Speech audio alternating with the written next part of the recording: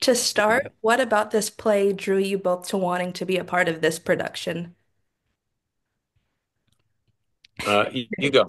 No, you go. What do you mean you? Right? You started I'm this. saving mine for last. I was just invited. No, it's true. We started, with Chekhov, it's got this long history of having these beautiful productions. Like they say that the Moscow Art Theater did it originally with Stanislavski acted in it, and Chekhov was the writer, and they had a great company, and they worked on it really meticulously. And it was really the beginning of modern acting. It was like all of the group theater eventually went on to be Robert De Niro and Al Pacino, and all these great actors studied in this thing they called the method. Stella Adler came out of that, Harold Klorman, Lee Strasberg, Sanford Meisner, all these great acting teachers that are legends now in our business. So we went back to the original and we were like, well, what about this play made that so fascinating? And we started off in a workshop and we were like doing these scenes and they became more and more meticulous, more and more detailed. And we were like, wow, there's something really here. I don't want to be weird and mysterious and spiritual, but it's almost like there's a living. It reminds me of Star Trek when they're like talking to a living being and it's like got all these lights and it's going woo. I feel like the play has this soul to it. It has connected to some deep part of what it is to be human. That's what attracted us to it. That's the simplest, And trying not to be you've pretentious done way. a lot of theater and you wanted to bring that here, right? I mean, you've always wanted to do this, James. No? Yeah, I I'm not have. putting words I in your think, mouth, but this is what you yeah, did. it's the Sasha Alexander of it all. I'll be honest. Like I won't. When I found out she was going to do it, I was like, yes, I'm Would you buying it. I was stop? Like, so you yeah. got No, serious. no, you stop right now. Look at us. Oh my God. Well, I know you both kind of got your start in theater. So what is it like kind of transitioning back into this format of acting? Well, yeah, I did probably 50 plays, and I got a truck and I drove out to LA, and then started. I was like, I wasn't making any money, and I was like, I gotta try to use this talent that I have for something else. So yeah, and then for the last 25 years, I have done no theater, zero. And there's a bit of a lull in our business, but it's not just that. It's like I just loved it, and I remember I have a great memory of it. So to come back to it after all this time is the most deeply terrifying, frightening thing, which I think means I'm on the right path. Do you think? I agree with you. I think the same thing when first of all, I love this play very, very much.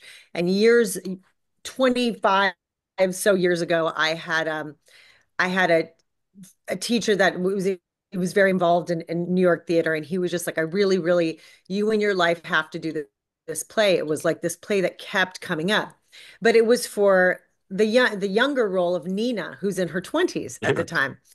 But frankly, I always loved the role of Arkadina, but I wasn't the right age. And so when I got this call to meet with James and with the director, Bruce Katzman, it was it was like this strange, as James said, like thing that popped in.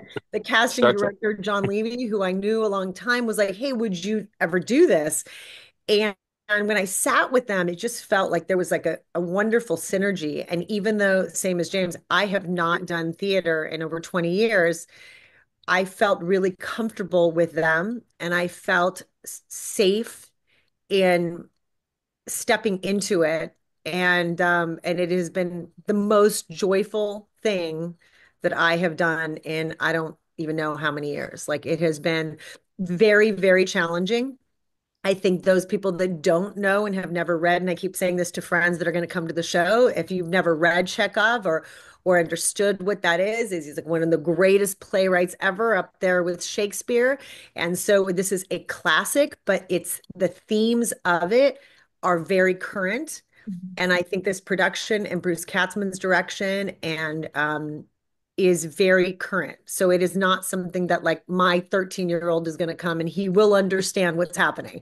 Um, so there's a lot of themes that it's interesting to see that this playwright, he was 25 years old when he wrote this, um, that there's so many themes that still are happening because human beings are complicated and relationships are complicated and so the things he writes about are still very relevant. So I'm really happy to be a part of it. I mean, James is a jokester, so it's very hard to keep a straight face, but I'm not teasing. We're having a really great time.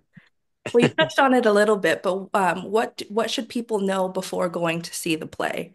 Like, what kind of headspace should they be going in with expectations? No, I don't think. I think they should just come as they are. There's no. It's just come. It's funny. It's fun. It's superhuman. It moves really fast. Like it's entertaining. I Yeah. think one of the things that we were really focusing on was making it entertaining, Mhm. and the play moves quickly, and the characters are lively and fun. And no, I don't think you need any prep. Okay. No, and I think the themes of it though, James, I mean, you Yeah, agree there's things that are yeah. very relevant still Oh to yeah. to it deals with, familial relationships, love relationships, heartbreak. Hold on, my dog will not leave me alone. This is Oh, Margot. Hi, hi. scratching at me like a crazy person.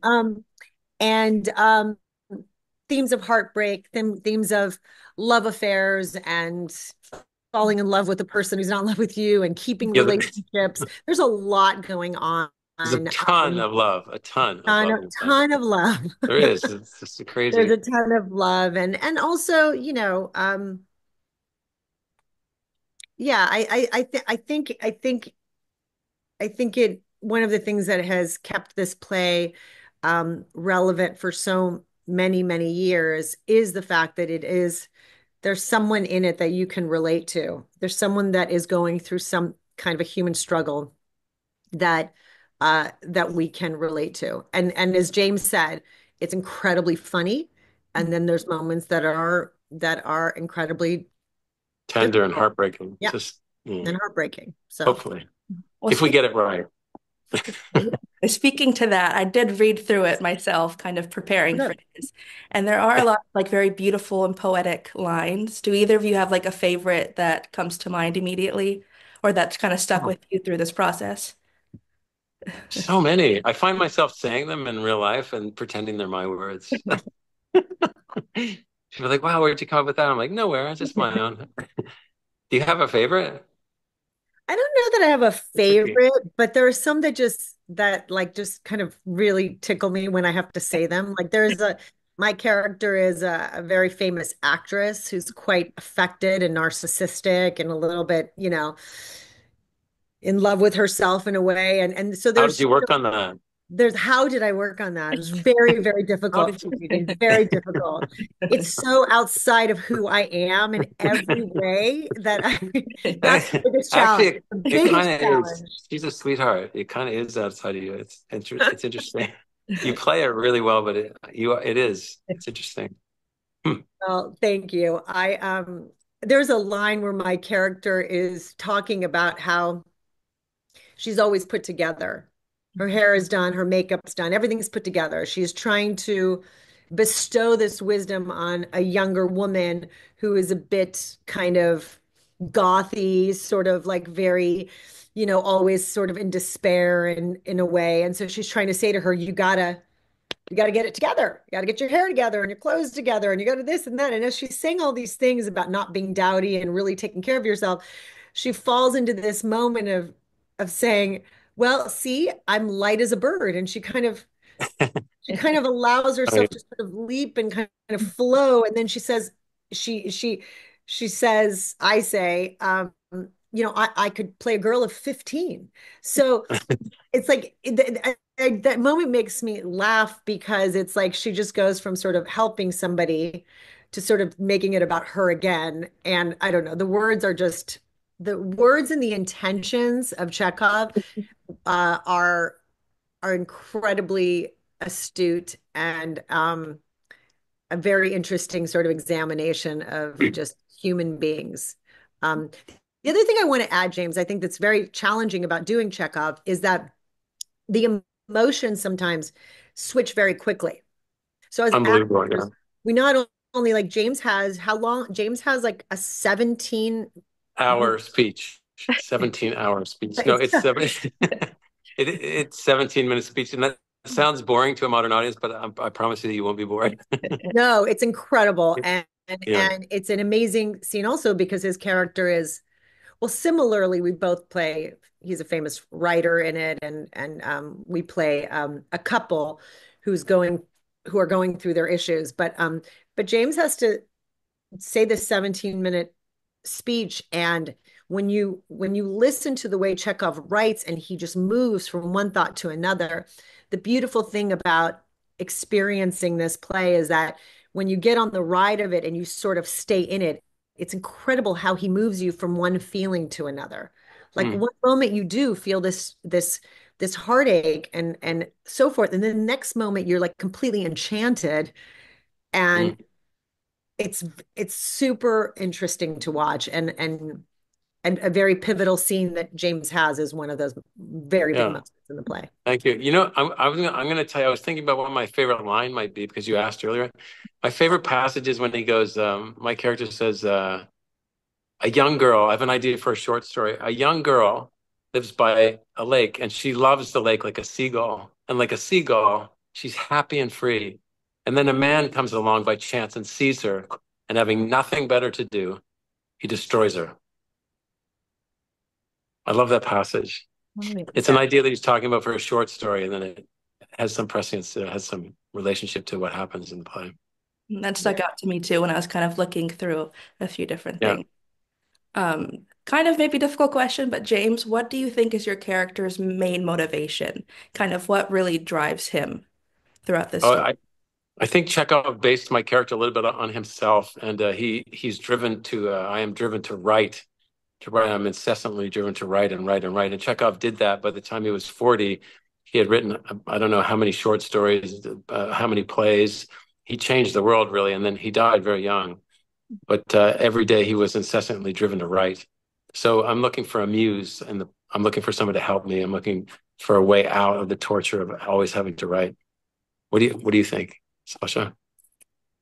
Well, I think what you're saying is right. I think this play also deals with fame, and it Yeah, deals with the traps of fame, the pain of being an artist, of constantly looking for inspiration, constantly looking for um, a place to put your feelings or your whatever that may be. So there's a lot of themes around what it means to be famous or wanting to be famous or wanting to be an artist or accepted as an artist.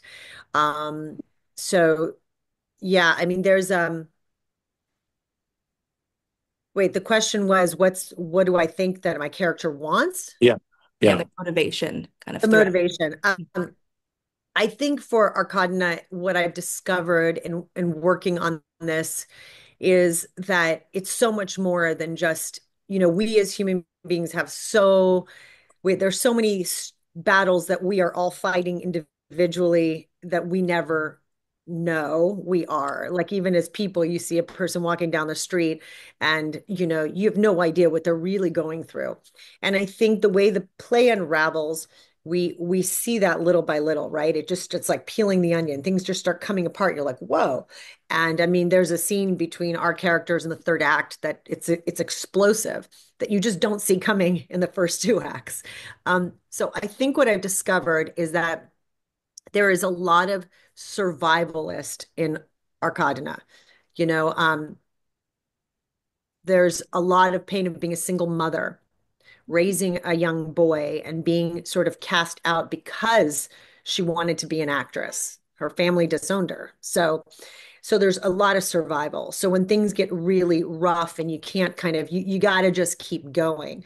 And part of her survival is the love of what she does, the love of being on stage, the love of working on other material. Like she can't be still. Even in the country in this play, she's just anxious and bored. She says, I'd rather be in a hotel learning a part. Like than being here. Like it's really pretty, but I can't do this. So I think the motivation is a lot of things. There's a lot of pain and a lot of complicated heartbreak around the relationship with her son. I also think that there's a lot of that survival that happens between her and Trigorin, James's character. I think there's a lot of, they are adults. She's in a certain stage of her life, and this is the man she wants to be with for the rest of her life. And he's now looking elsewhere. And so there's a lot of these things that Chekhov attacks. So motivation, I think there's a lot of different motivation. I think it depends on the season and it depends on the person that she's in the scene with. But I think motivation is survival.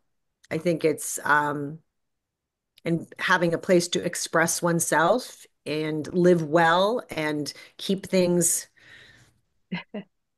how do you say, like not give up the things that she has worked really hard to get to. Oh yeah. You know what I mean? It's like you Yeah. get somewhere and it's really hard to like kind of come back to earth to sort of go, so I think that's something. I don't know if that's a motivation. I don't know, James, am I missing something? No, you nailed everything, actually. You got every single thing. Really? In fact, she's out of questions now. Do you have any I questions know. left? You Or guys you are just don't? answering all the ones I haven't. It's perfect though. I guess another one I did have. What is the biggest difference for you both, like acting live and acting for film? Sasha said something great yesterday. She was like, film is for directors. It's a director's medium. They edit it and they put it together in a way. Television, because it's made so fast, is for writers. They're in charge of it all. And theater is for us actors.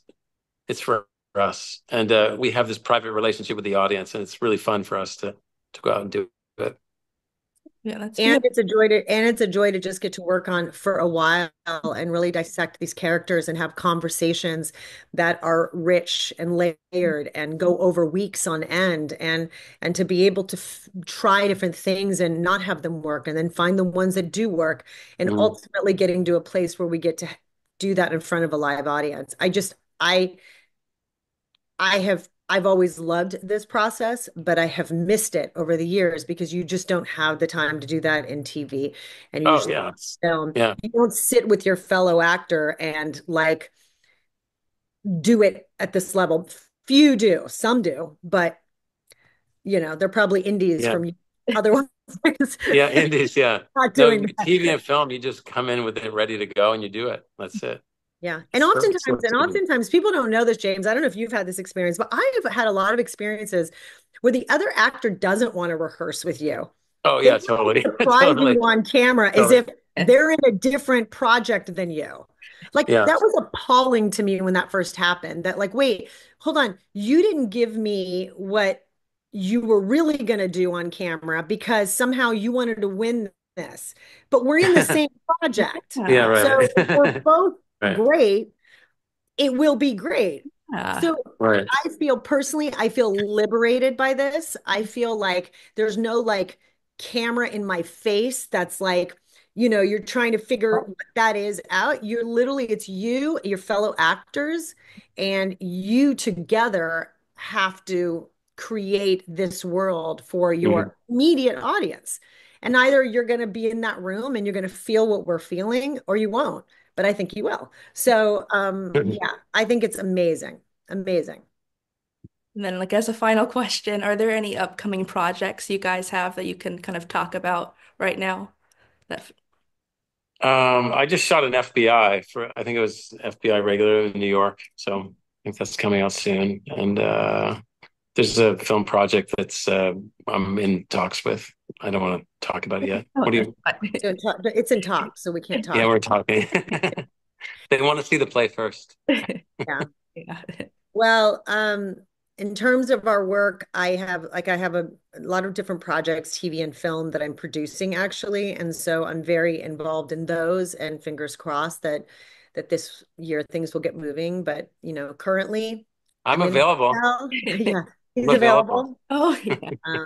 Yeah. So that's the immediate. And the immediate is actually right now we're both in LA and we're just praying that things get under control here and that we can hopefully put something up that's going to bring a little light and joy and entertainment It's Yeah. true. to our city. Yeah. I mean, just based on how you guys are speaking about it, it definitely will.